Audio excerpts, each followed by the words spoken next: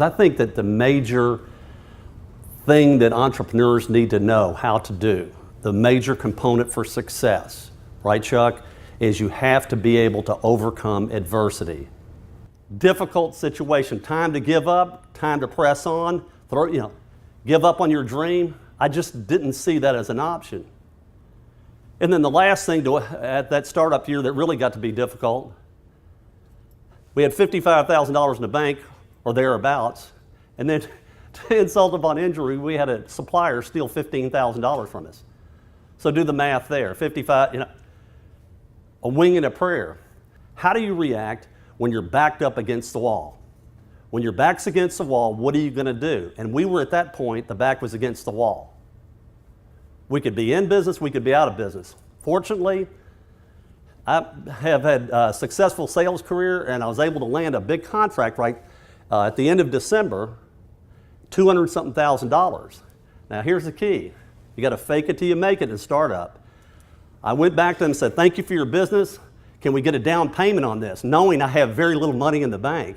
Oh, we're happy to do such and such, maybe a third or something like that. And I said, how about 80%? What? Oh God, maybe we can work something out and everything. Yeah, we can get you to process this in a few weeks and get this to you. And I went, 2 weeks? No. Can you process that check like today?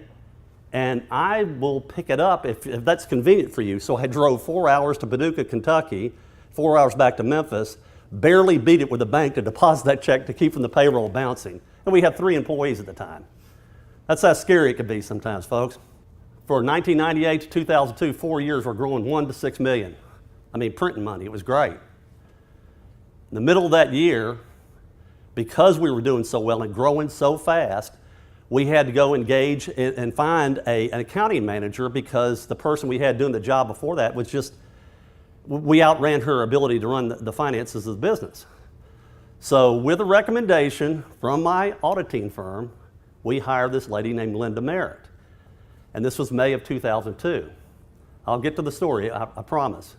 The next month, my 50-year-old brother dropped dead out of nowhere. He was my mentor, good friend, counselor, whatever. And I'm devastated. I was also vulnerable. I literally read Inc. magazine on April the 28th, 2003, and there's an article in there called A Thief Within. And it's talking about this accounting firm who had $200,000 plus stolen from them by their accounting manager who was forging checks and doing all kinds of things with a credit card. And I'm going like, wow, holy smoke, how's that happen and everything? Couldn't sleep that night, April 29th, 2003, literally the next day, I go to the office and I'm thinking about that article and I can't get it out of my head. The payroll records, I haven't checked those in quite a while. Let me go check though. Hey, call the receptionist, bring me the payroll records. And folks, again, I'm not making this up for dramatic purposes. This is the God's honest truth. I start leafing through the binder there and I see accounting manager, $5,000 bonus. 1 month, the next month, $10,000 bonus. She'd only been with me at that point 10 months. All these bonuses.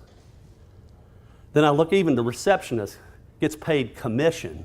The fraud examiner goes in and looks at our accounts payable and transactions, identifies 50, 60 plus checks, somewhere around $5,000 or thereabouts, that added up to, you ready for this? $210,000. Total theft, almost $260,000. Give up, press on, jump off a bridge, what do you do? And I will tell you that we, with the help of the Secret Service, ended up prosecuting this lady, put her in prison for almost 9 years. But more importantly, sent a message to the rest of the business community that this behavior, it doesn't work with us or anybody else.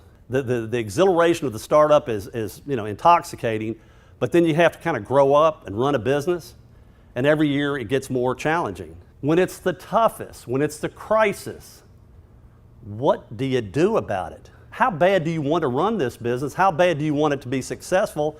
How much are you willing to give up to get there?